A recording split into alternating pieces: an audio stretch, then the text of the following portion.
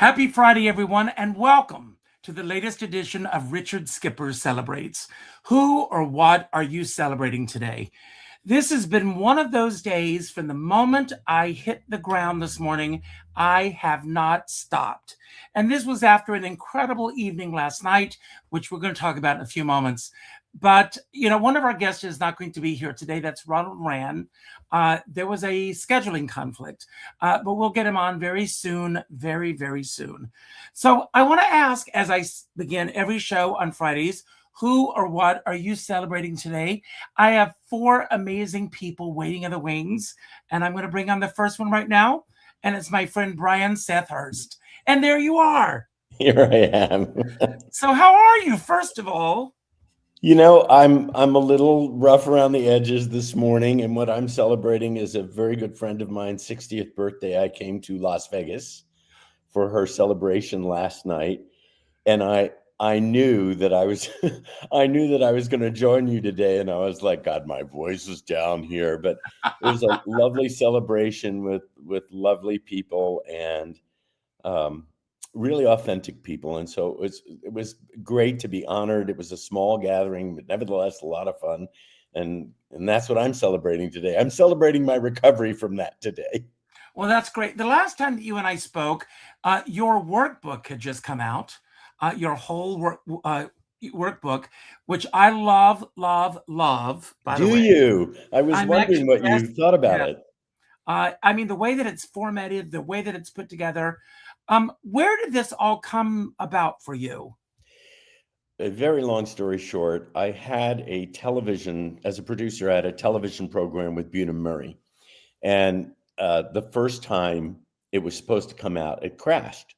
And then a whole lot of blood, sweat, and tears went into the second iteration. It was really about the participation of millennials in the election and disintermediating traditional media. And then it crashed and burned for a second time. And I was sitting in the airport in Moline, Illinois, where I was living part-time at the time. And I was very sad. It was like a death.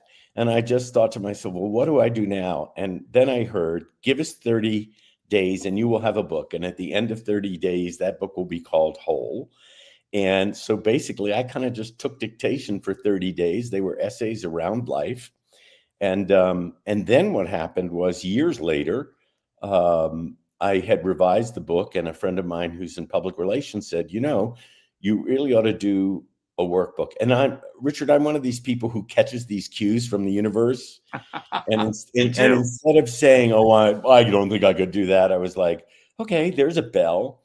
And so I started to do the workbook, and I had a volunteer group of people from my mailing list do the workbook with me as I went along, and to try the exercises out. I did them first, then they did them. Then we met every Saturday for like 2 months over the summer before last. And when it gelled, then it was released last January. Actually, it was released the day of the fires. And as I told you at that time, the Eaton fire was stopped 1,000 feet before my house. So we really didn't get to promote the book the way it could have been promoted. But it is what it is. It was what it was, and I wasn't going to lament it. And and so that's how it came about. That's how the workbook came about. Well, wasn't it John Lennon who said, life happens when you make plans? I thought it was life happens when you're doing something else, but it's close. Or something along those lines. Yeah. But Richard, the older I get, the easier it is to go with the flow, because I realized I've survived so much crap in my life, and I'm still going to be here, and I'm still going to survive. So when something like that happens, and we were spared, so then it became about helping other people. And so that's where that came from. And I was honored to be able to send you the book, and I'm glad I sent you both, right? I sent you the book and the workbook, right? Yes, you did. I have both, and I just love them. That's a whole other side of my life. I've had, I've been a television executive, and I got out of that business. And now I've actually been kind of sucked back into it with a new story world that I'm working on with a gentleman named Tim Kring, who did Heroes and stuff like that. And so I'm kind of back in it. But, I have the spiritual side of my life, and I post every week on Substack, something that I hope will inspire. And then I have my one-man show that I've been doing. And believe it or not, the latest confrontation for me, the latest thing is I blew something in my voice. And so I had to wait. Michael Orland, my musical director, God bless We Michael love. Orland, had referred me years ago to Dr. Barbu, who is like the #1 ENT for actors and singers here in Los Angeles. And it's taken me a long time to get in. I've been at this for 2 months, but I'm going to see her Christmas Eve. So hopefully my Christmas gift will be, you're all right, here's what you have to do. But I really haven't been able to sing. And, I thought of Julie Andrews and Linda Ronstadt, and I thought, boy, oh boy, how do you adjust after that like that? Like if I was told I could never sing again, it would be heartbreaking. And yes, I would survive it, but it would be heartbreaking. Well, we have a friend in the cabaret community who is one of the most generous, loving people out there. I'm not going to mention any names, but he has, I think it was tongue cancer that he had. And they've had to reconstruct his face. And I was talking to someone yesterday, and I hope, my prayer is that he will be able to sing again at some point. But I can't imagine it. I can't. These are the things that we take for granted as we go about our lives. When did this change begin to happen? And do you think it's because of, forgive me for going here, Brian, the aging process? No. What I think was, this is my assessment.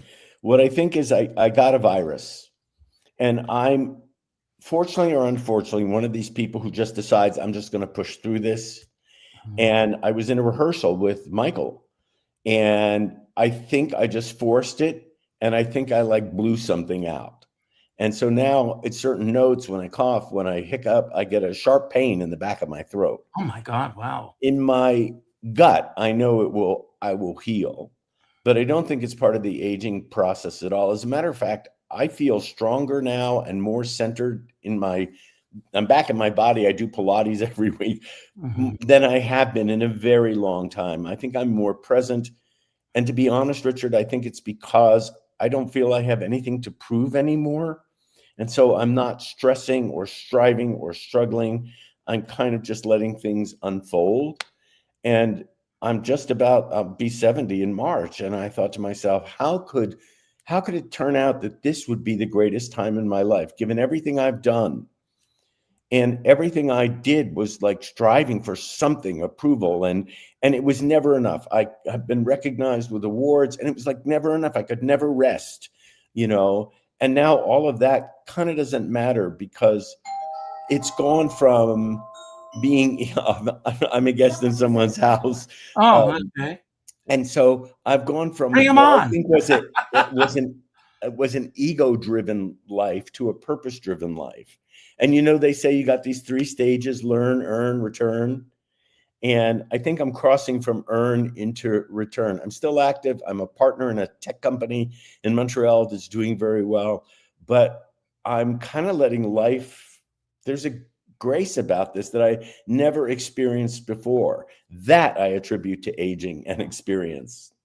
Well, one of my wishes is that everybody on the panel today, everybody watching this show, realizes early on in their lives, whatever stage they're in, that none of us have anything to prove. Just be. One other thing, I name checked you in my last Substack article because it was on compassion. Wow. And I said, as my friend Richard Skipper said, pick up the phone and call someone today just to check in. So, Yes. So I did that. And I said, I'm just going to attribute this to Richard, and hopefully people will look up Richard Skipper. I love it. Thank you so much. Well, I'm going to ask you, because we are talking about contribution today. So I want to ask, when you think of contribution in your art, let's say, what moment in your life or career feels like the clearest expression of that word? And what did you give and what did you receive? Wow. So the recent memory comes back when I, 3 years ago, returned to the stage for the first time in 40 years to do a one-man show and poured my heart and soul into it. And not just my assessment, but the assessment of people that saw it. it was this authentic exchange between me and the audience. And people cried and they laughed. And after the show, the feedback, they told me how authentic and inspired. And my purpose is to connect and engage authentically and inspire. And so when those comments were made, I knew that I had done my job. I wasn't looking for the accolades.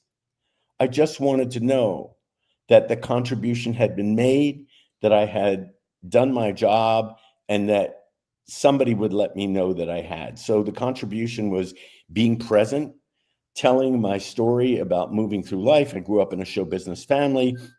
People like Tony Bennett were in my living room, and I talked about that. I talked about working with Olivia Newton-John as a collaborator, and talked about the original songs I had written with Michael Orland and John Boswell, and performed those songs, and just was there with the audience. And I felt it in every way, and I felt really present. And when the show was over, I was calm, and it was a very new feeling, and it's happened every time I've done the show now, and it's taught me the difference between presence and performing, if that makes sense. Absolutely. And I'll talk a little bit about that a little later on. But we're going to bring our next guest on. So Monty Hall, as you are, door number 1, door number 2, or door number 3? Well, I love the number 3. So. Well, I happen to love her. I love all these women that are on the show today. But she is about to bring her show once again. Hello, Eden, Madeline, and me, to Urban Stages. Tomorrow night, isn't it? That's right. 7:00 tomorrow night, Urban Stages. Now, do you and Brian know each other?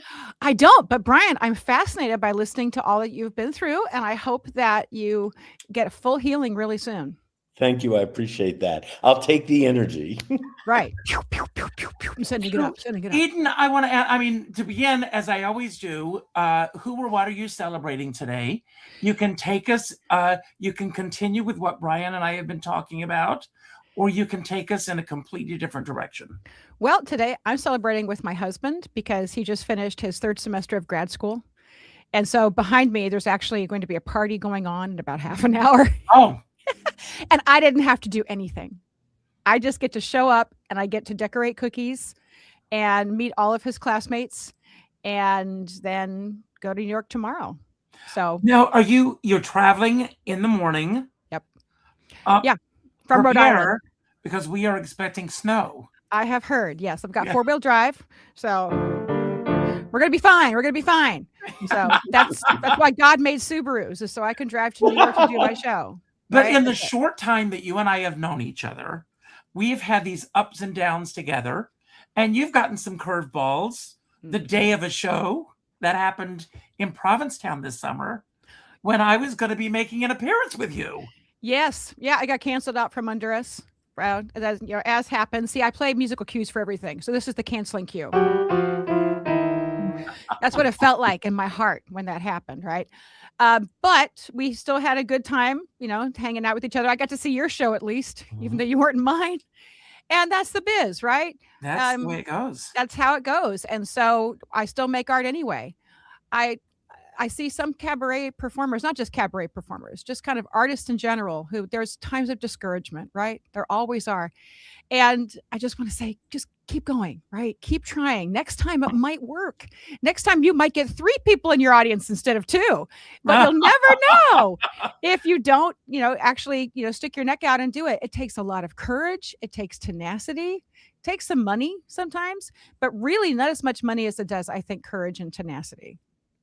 Well, it's very interesting. I have a friend, Debbie Wildman.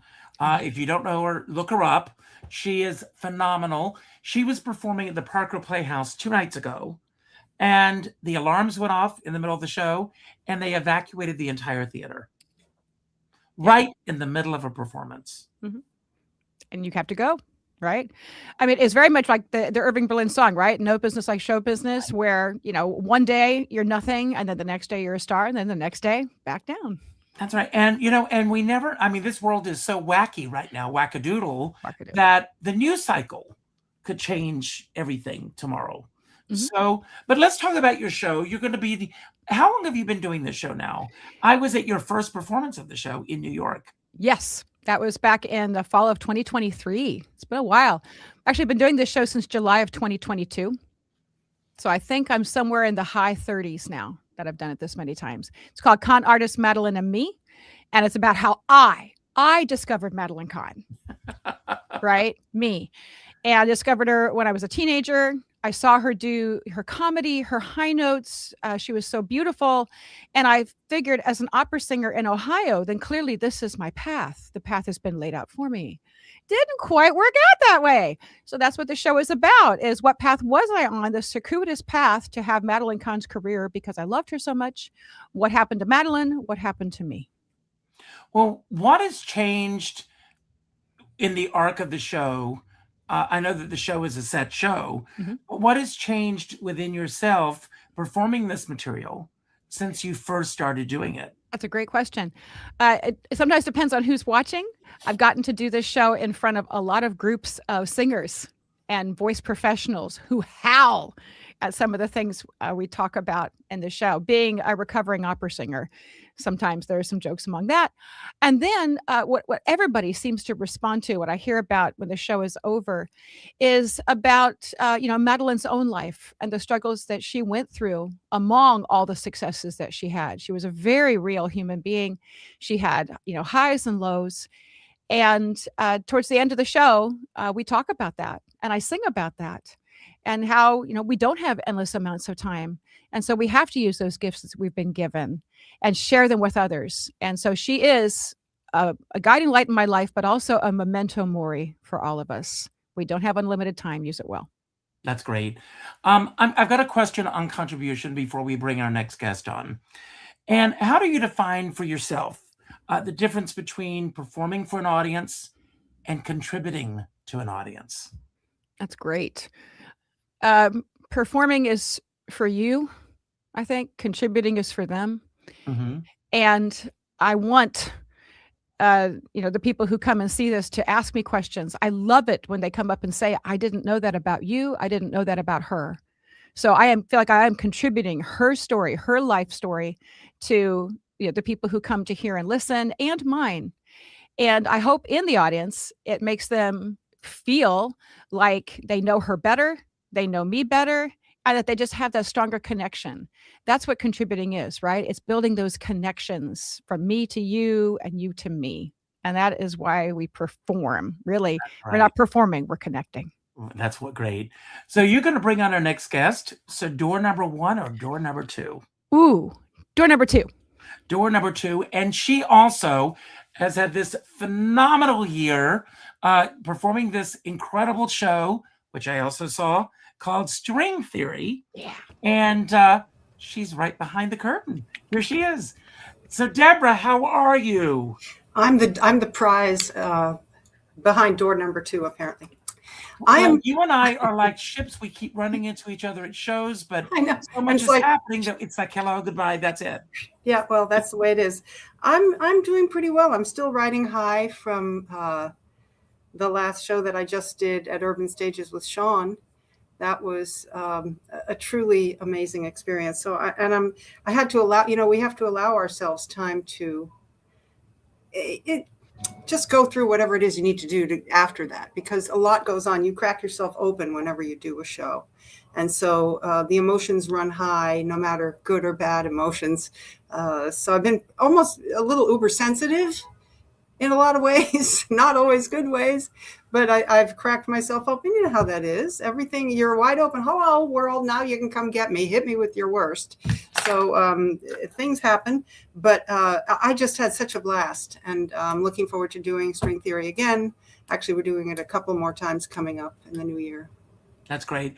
Well, talk a little bit about Urban Stages and Winter Rhythms. Eden will be a part of the family tomorrow night as it winds down this weekend. Yes. It feels good up there. I've been fortunate enough to do a couple of shows there, and just Sue Matsuki, who produces and who's a dear friend of ours, and she's usually the one that's instrumental in getting me to do something there. Like, she was the one who put the idea together of my doing a solo guitar show with my guitar stuff that I used to do back in the day. She said, why don't you do that? Why don't you do a coffee house set and we'll put it on? So it debuted at Winter Rhythms a couple of years back, and that's taken off. And she was the one that said, well, we had scheduling conflicts with the rest of the guys for string theory, and we couldn't book for Winter Rhythms, but she says, well, maybe one of, you could do something with one of the guys, maybe Daryl or Sean. And so Daryl was unavailable. And of course, not that Sean is second best, but it turned out that he could. And we just put it together. Literally, we met the day before, a few days before he left for Japan. His wife is Japanese, and they were going to Japan for 2 weeks, and we weren't going to see each other until the evening of the show. So it was like, we put the show together because he's got his stuff, I've got my stuff, we've got our stuff, and we said, we'll do this, and we showed up. And so speak about being present.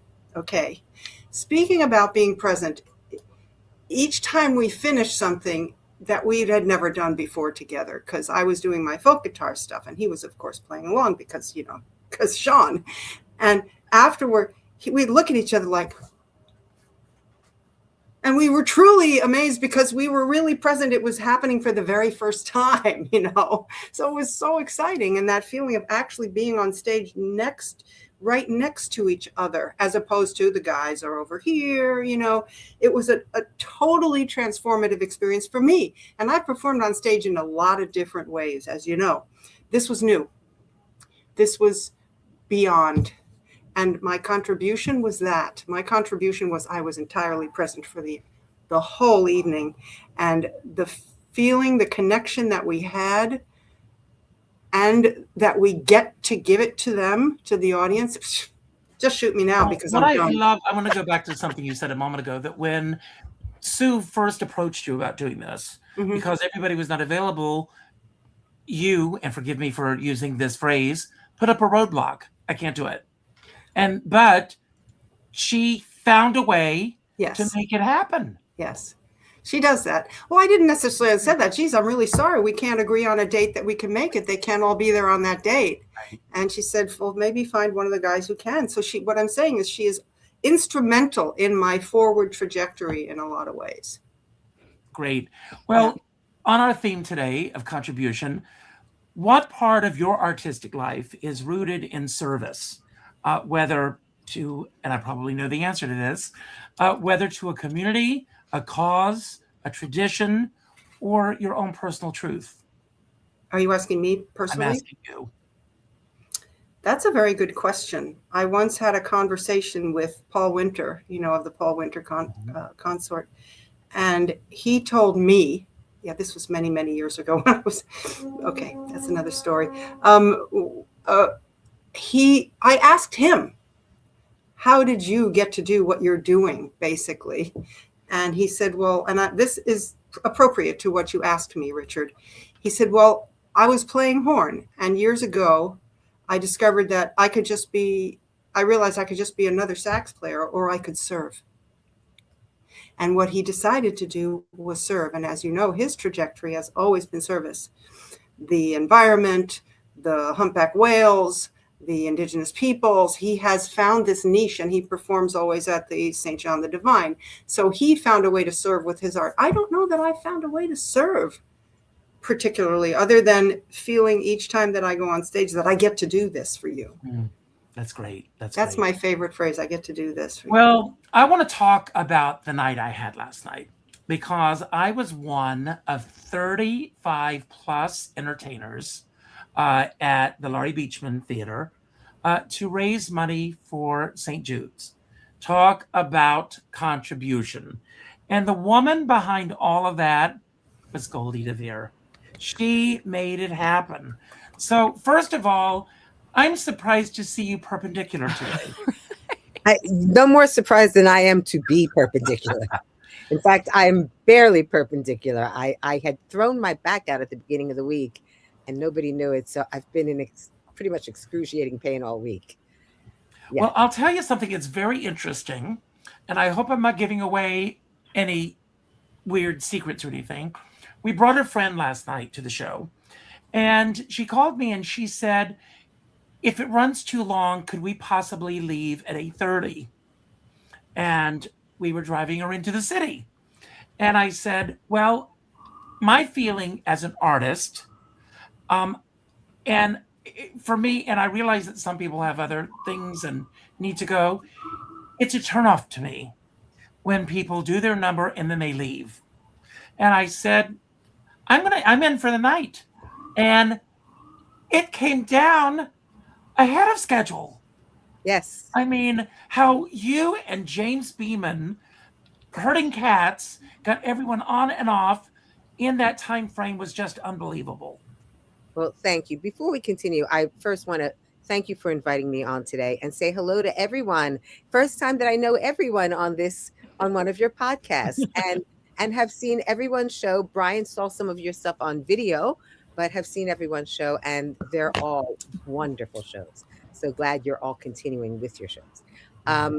So yes, in all honesty, first of all, in previous years, and I said this last night at the show, Jamie has always said for these other St. because this is our third year doing this. He said, well, I'm a director. I just direct traffic. For the other two shows, that's pretty much what he did. For this show, he was the director. I could not have done this without him. It did take a tremendous amount of work. Jamie, myself, and Dan, who's our MD, the guys in the band, but each and every one of the performers took time out of everyone's busy schedule, especially this time of year, to make time to come and rehearse with Dan, and was there for my annoying emails back and forth. And so it really was a group effort. But Jamie and we've been working on this for months. And it just felt so good that first of all, everyone brought their A game and was totally there above and beyond for us. The show ran like clockwork. And again, that's a testament to Jamie and his planning of the shaping of the show. Justin Dylan Nastra was my co-host, who was utterly amazing. We did it this year as a telethon, and we used the live stream capabilities at the Laurie Beachman in order to do this.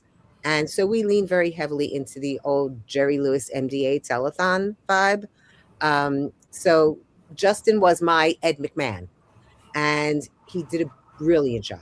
We did pledge breaks through the evening to do our tally board with the appropriate drum rolls. And another device that Jamie thought of, we had the Manhattan Holiday Carolers, who are brilliant. And we used them. They would come up and do an a cappella, one of their regular things that they do as carolers, while we did that tally and gave people that last minute to put in some extra donations. And it all landed. It all worked.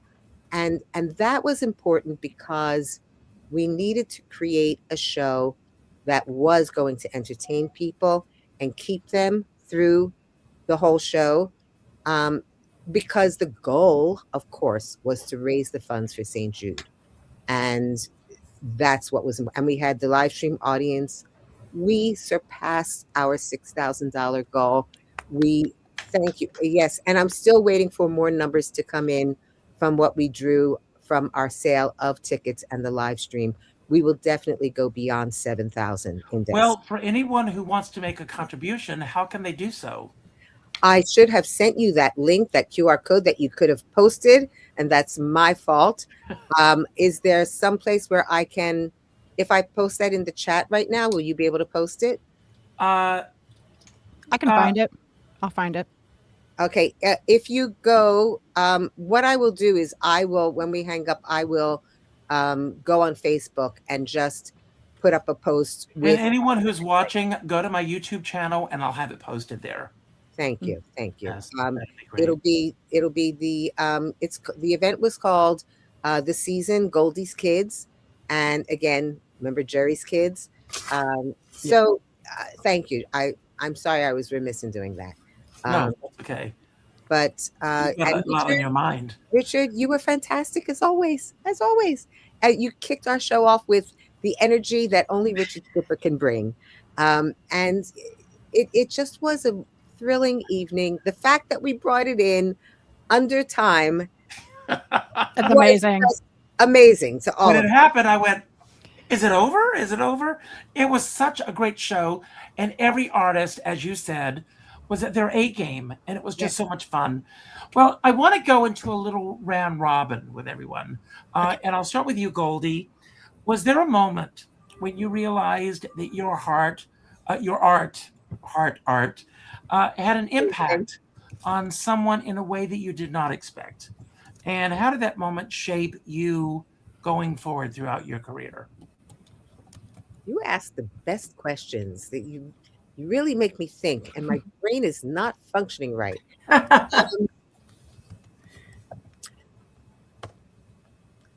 You know, it wasn't necessarily an individual. It was a moment when I first returned to Cabaret after that like 12-year hiatus. When the comments that I got after the show were, you connected with me, and it's what everybody's been saying, you connected with me, you made me remember something that brought me right back into my soul.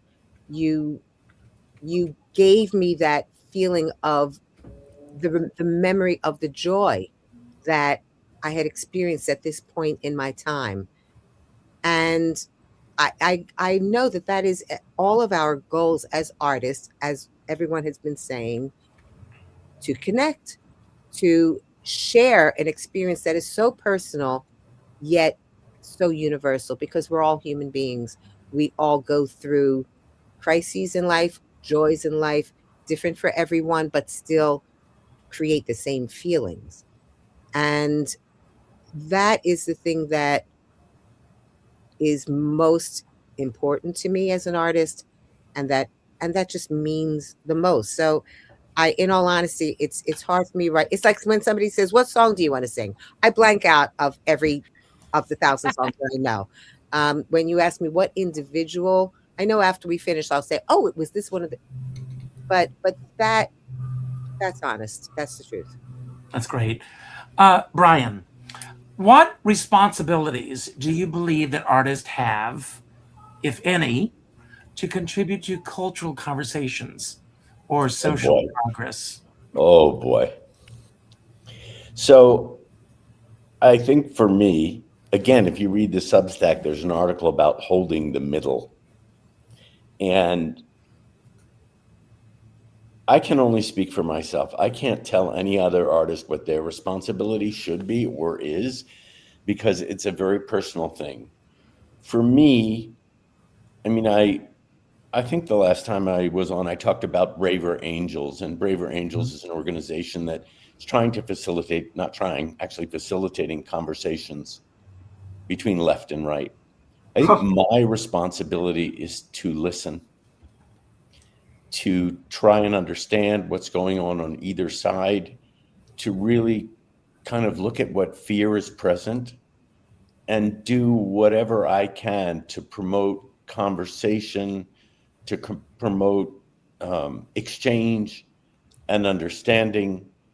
So I think that's my responsibility in terms of social responsibility. My responsibility in the moment as an artist is to maybe contribute in a way that inspires them to know something more about themselves and what is possible in their lives and what they can do. It's kind of the Nike just do it in my mind. Mm-hmm. But I realized in my life that the greatest obstacle to me being happy was me. Mm-hmm. And to do that work of self and to somehow incorporate that into my show, when I talk about working with Olivia Newton-John, how authentic she was, maybe that is the ultimate responsibility, is to be authentic. And what I learned from her and her ability to be present with anyone that was speaking with her. She could make you feel like you were the only person in the world. And so that's kind of how I feel about it. You'll notice on my socials, I never post about politics. Yes, I have my feelings about it, but I want to take people away from the argument and bring some light, some joy into the world. I go back to what Sondheim said: there are two things you leave behind, children and art. Yes. So I think I'm doing this okay job. I'll tell you, there was a moment, going back to Goldie for a second. I just gave a huge Christmas party, holiday party that we do every year for like 100 people. And these two people that attend, who I've known for a long time, they were just standing and they were looking at me. And I came over and I said, "Are you okay?" And they said, and I'm not saying this for any other reason than the end of the story, but they said, "You're one of the kindest people that we know. You make the space for other people to be who they are, and you put yourself out so that people can have a joy, and you're so genuine and just kind." And I started to cry, because that is the person my mother, who is no longer here, that is the person my mother wanted me to be. She said, "I don't care if you dig ditches, just be a good person." Mm-hmm. And so that's kind of where I stand in all of this. And I do believe in teaching people how to fish rather than giving them fish. But yeah, it's an emotional topic for me, especially in these times. And that's why I took to Substack. Like there's an article there on redefining success as opposed to other people's definition of success. What's your definition for yourself of success? And so that's kind of where my responsibility is, just to share, ultimately to share. I'm going to go look you up on Substack. Oh, go ahead. Now I'm going to look you up on Substack, Brian. It's peacefulbri.substack.com. Very cool. Peaceful Bri is aspirational for me. It's an affirmation. Peacefulbri.substack.com. I'm a Substack as well. So, but not as regular, and I don't think as deeply as you do. So I'll enjoy, letting you do that. You go ahead. Thank you. But, when I think about where we are in this world right now, or rather where we are in the United States, where otherism is, driving force behind so many people. And when I look over an audience, and I'm sure that all of you feel the same thing, and when you see your friends from different areas of your life coming together in a collective to celebrate you on stage, I mean, it's one of the most precious gifts that I feel that we as artists have, that we can bring these people together in such a great way. So thank you for saying that, Brian. Eden, artists give so much of themselves. Mm-hmm. What do you do to replenish your creative well so that your contribution remains authentic and sustainable? Gummies. That's one. That's really funny, actually, because last night while Goldie was doing her fantastic telethon and I sent her a Venmo, I was I saw. Thank you. You're welcome. I was arranging a version of Sleigh Ride for a show I'm doing here in Rhode Island next Thursday night. It took me like 4 or 5 hours to arrange this. Like, I had to transcribe it. There's no chart available for the one I want to do.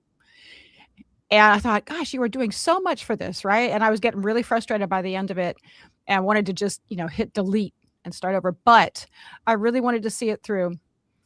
And I just thought, let's see how this ends. I'm going to learn more about this skill of arranging by doing it. So I keep that, even if the arrangement doesn't turn out perfectly.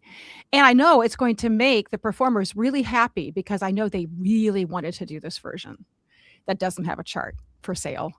So I went ahead and did it. I'm sure Dan has had the same experience, and I've probably done it to Dan at some point. But it felt really good, to get to use those skills and grow those skills in service of something else. So that kind of provides its own energy. That's like a rechargeable battery. when it happens that way.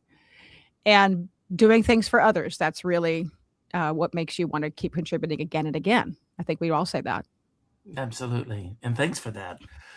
Deborah, in your opinion, what is one overlooked or underestimated way that you feel artists contribute to society?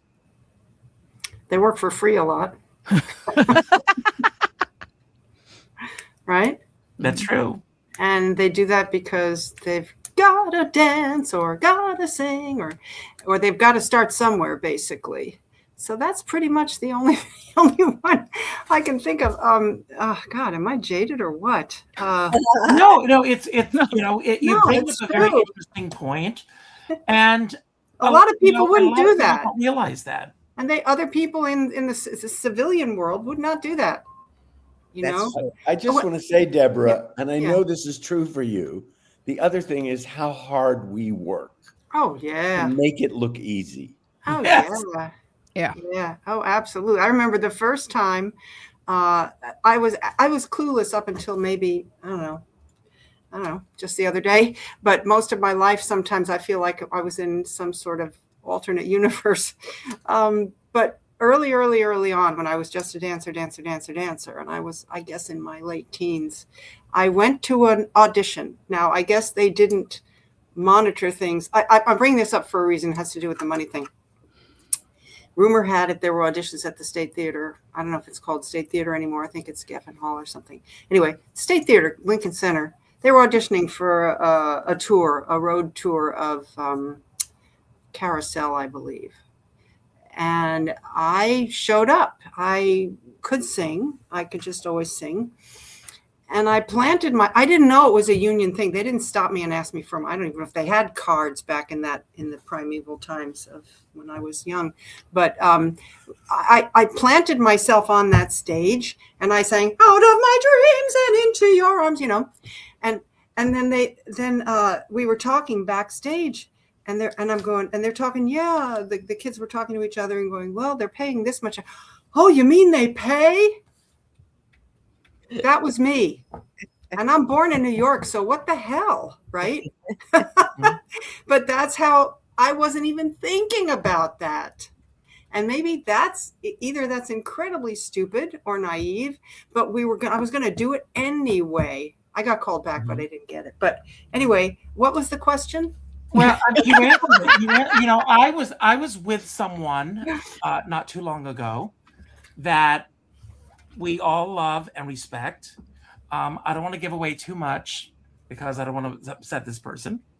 But I introduced this person to the manager of the restaurant that we ran. We were there to see another artist perform. And I said, this person is an incredible entertainer. You should consider this person. And the first thing she said is, I have a lot of friends in the area and I could come in at half the price. Wow. Wait, just Wow. Yeah.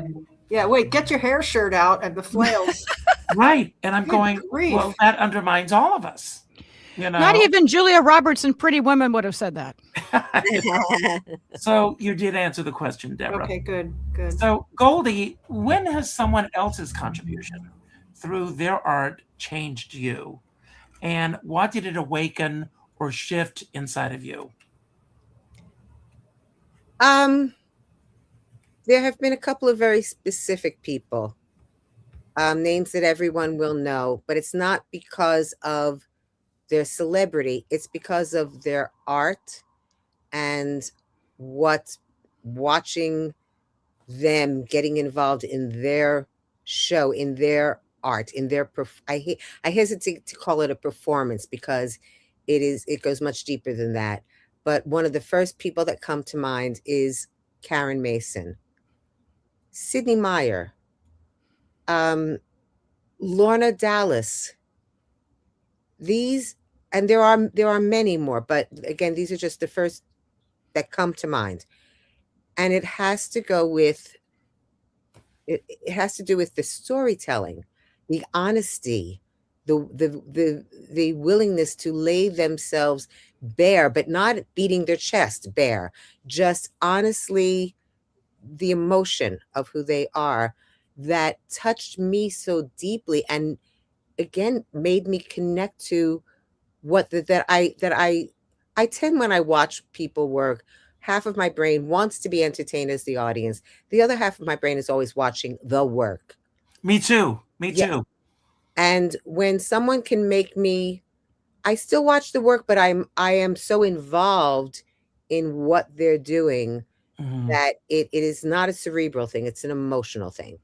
That And happened with me, excuse me, on Wednesday night when I saw Meg Flather and Lisa Vigiano. Meg is another person, and Lisa both are and I've seen you all do it, but these are the people that just consistently are always that when they work, when they perform, it's that connection. And um, there have been ways that they have changed my life as an artist, and ways that they have touched me so deeply that they have changed my life or my perspective as a human being.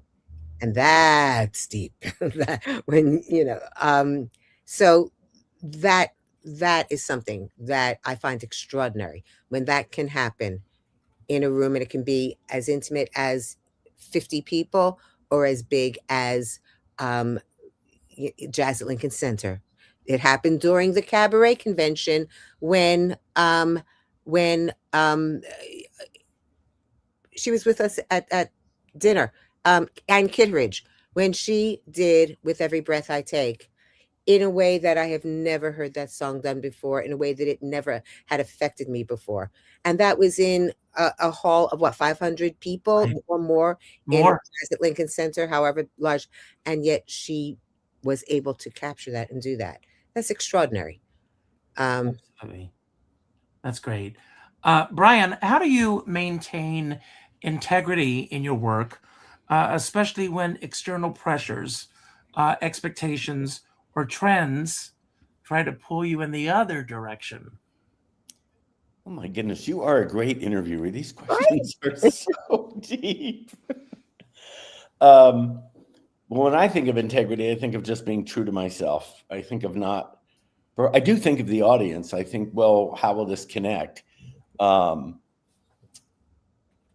gotta say that in my experience of doing, well, first of all, as a book writer, I just trust what I'm writing.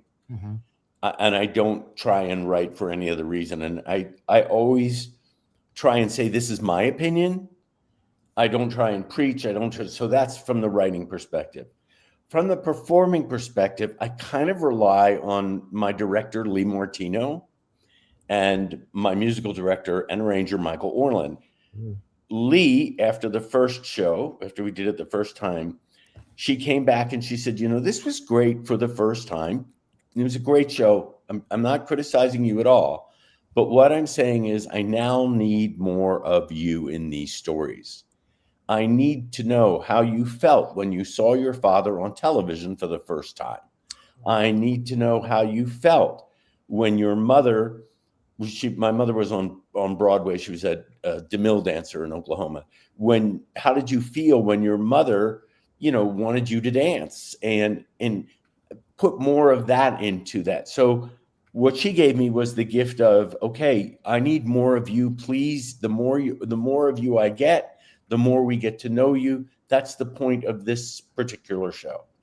So when I think of integrity and external pressures, I don't want to say I don't care what anybody thinks. I do, but I more care about how their heart is touched than what they think.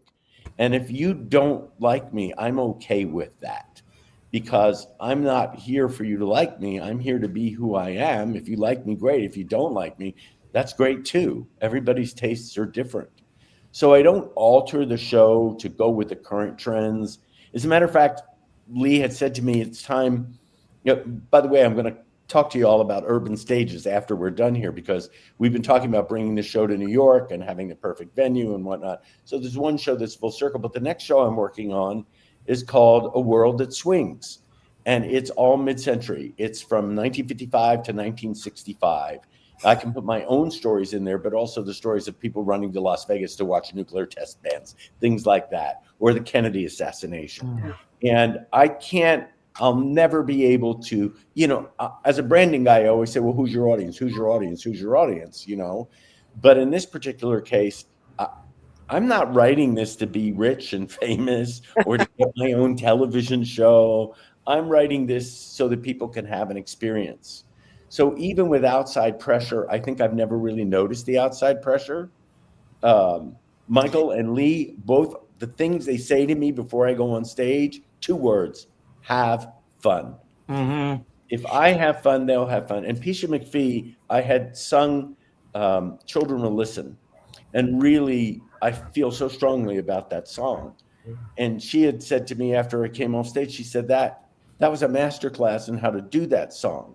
Because if you don't feel it, we don't feel it. And a lot of people have great voices, but if they don't feel it, you're not doing your job. And when you were talking to Goldie about this, I was like, Amber Riley, I saw her perform on a cruise.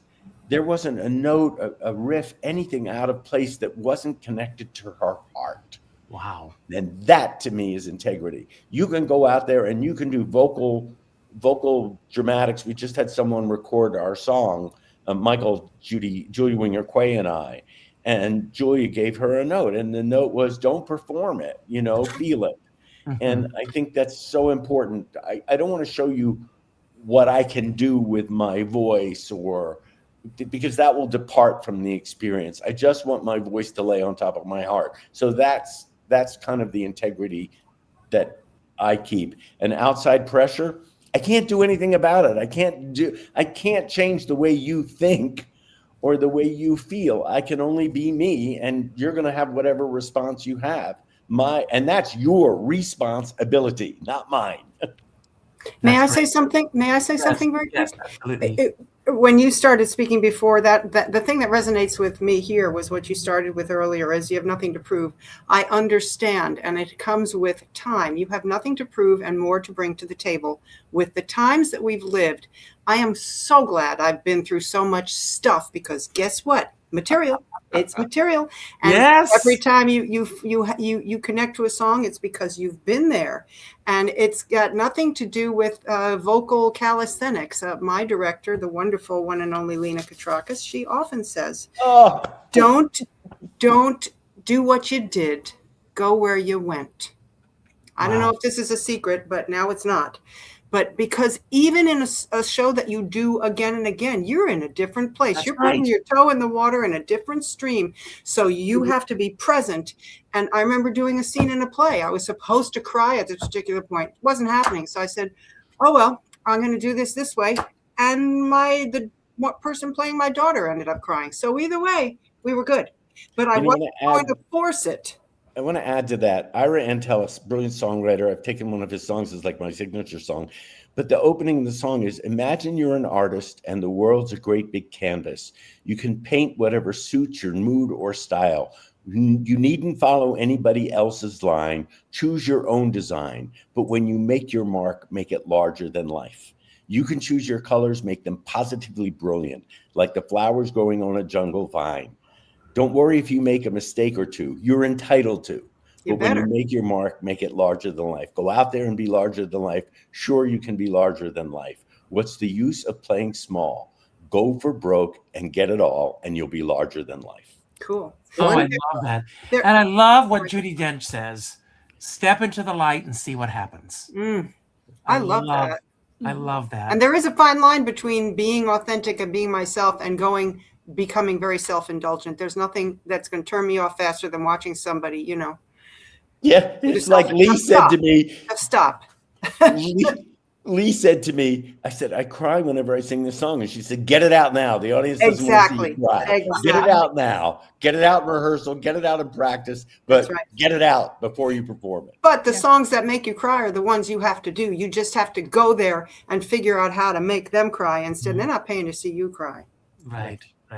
They're paying because they want to cry, damn it. But if you're able to make that tear come down at the right moment, that's great. So I have a question for all three women on the On the planet. On the planet, yeah. Planet. That's us. There are only three. and then we're all each going to have our final word as we wrap this up today. So I'll start with you, Eden.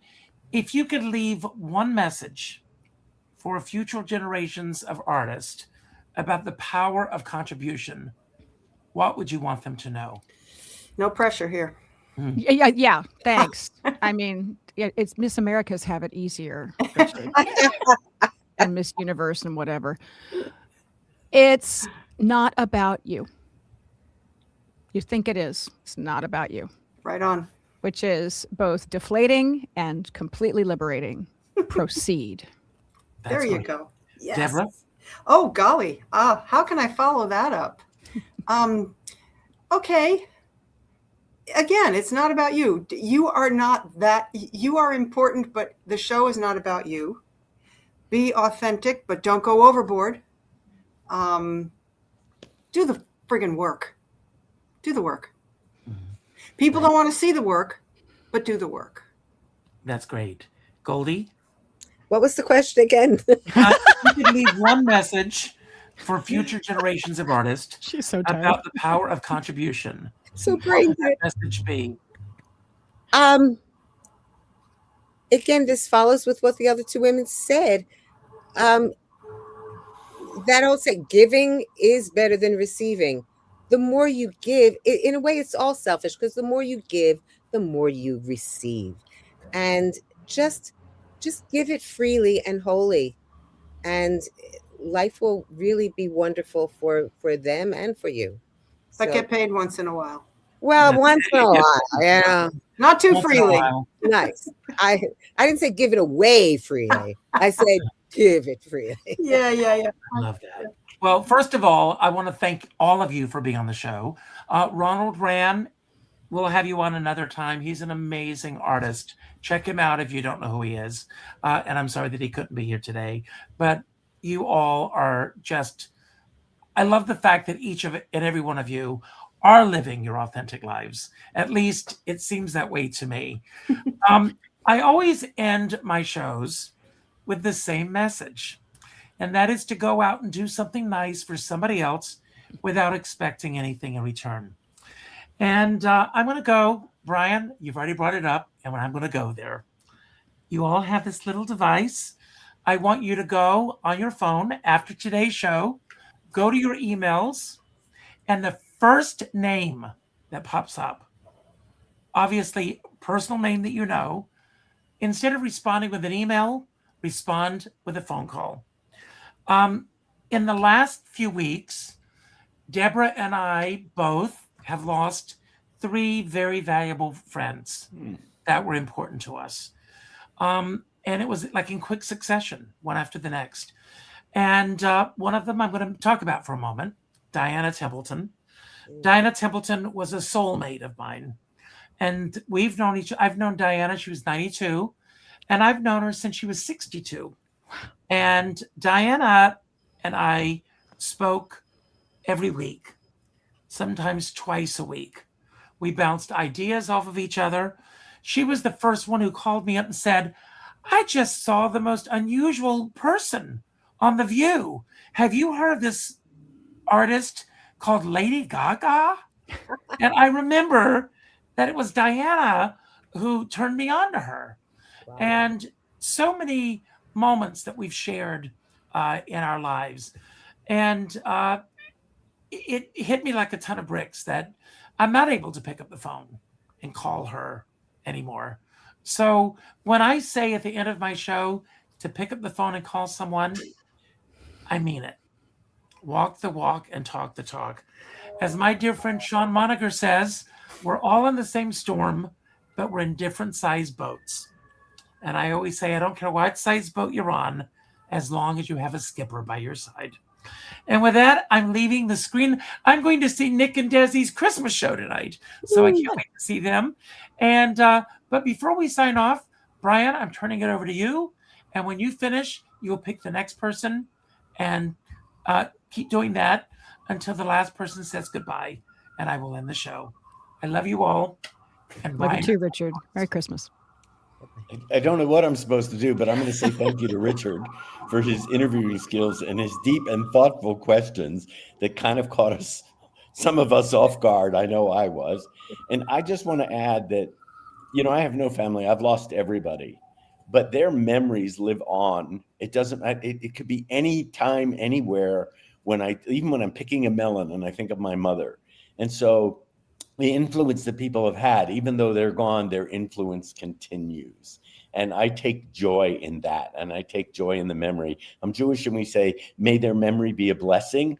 And it is. So I'm going to pass this to my right on here, which is Eden. All right. Memory for a blessing. Yes. Love the people who are with you now. Lavish love on them. And it goes by so fast, right? It just does. I think that the longer we're on the planet, right, the time just keeps on speeding up. So I feel that. And I just want to spend so much time with the people I care about.